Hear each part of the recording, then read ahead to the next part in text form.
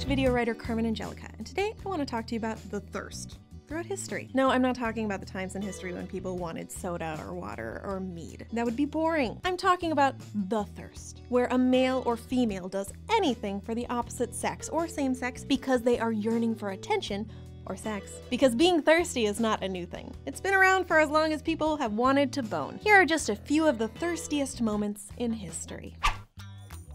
In 1812, Lady Caroline Lamb was the lover of Lord Byron, and they were both married to other people, but that didn't stop them. In fact, they didn't even hide their affair. Caroline and Lord Byron would arrive at parties together as each other's dates, which was very scandalous at the time because men and women arriving together was no. But they took it a step farther. Like, if Lady Caroline Lamb wasn't invited to the party, again, people knew about the affair, so sometimes they would not invite the two of them because it felt weird. She would just wait outside the party for Byron, even if it was raining. Oh, Caroline, too much. You can do better, I promise. Then, when Lord Byron broke up with her, even though he asked her to leave her entire family for him, neither of them were really done and things got weirder and thirstier. After Lady Catherine tried to stab herself if he didn't get back together with her, she was sent away, and still they wrote to each other all the time. So as a gift, she sent him a blood-stained hunk of pubic hair, because nothing says I want to be with you like bloody pubes. In 1918, when the artist Oskar Kokoschka was dumped by Lady Alma Mahler, Kokoschka went ahead and tried to continue the relationship without needing his girlfriend around. Yep. So he wrote a doll maker providing his ex's measurements and a life-size drawing of her. I feel like you see where this is going. He wrote, "Please permit my sense of touch to take pleasure in those places where layers of fat or muscle suddenly give way to a sinewy covering of skin." Okay, because the doll maker got the gist of what he was going for and didn't want to use human flesh because that's horrifying, she used polar bear fur, and it came out more like a furry, huge stuffed animal. Oskar Kokoschka was not happy with it because no good for sex, I assume. But I guess that's what happens when you try to make a sex doll out of your ex.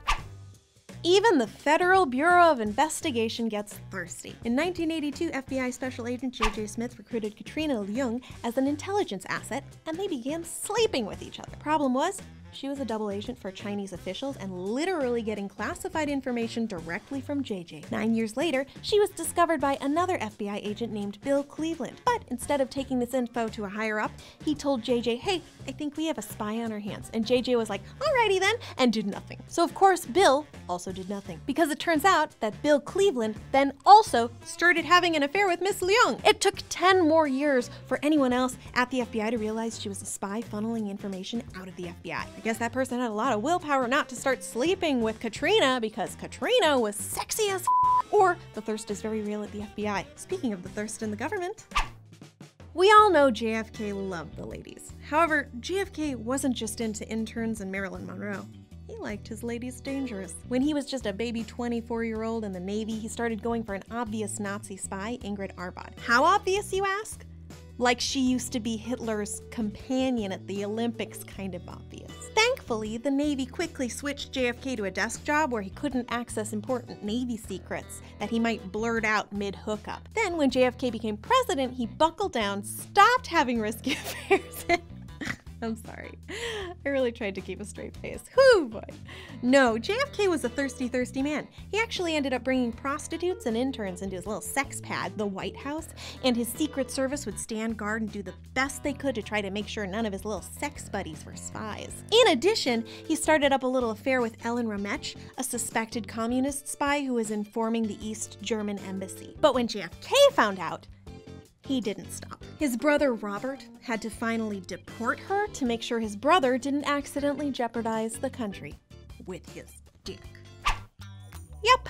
Sometimes people get so thirsty they actually do good things to get that canoodle. In 2007, Kenyan President Mwai Kibaki and Prime Minister Raila Odinga had formed a coalition government. They would rule together to stop infighting, but it didn't stop it, because the president and the prime minister only argued, which hurt the country more and more for 2 years, until the women of the country said, "Until you guys stop this nonsense and work for the good of the country, no sex." The women's activist group organized a week-long no-sex protest, and they thought of everything. They paid sex workers not to offer services, and even got the prime minister's wife in on it, and she publicly endorsed the boycott on TV. And it worked. The prime minister and the president agreed to meet with the activists. Thanks to the thirst of many, peace and compromise was achieved.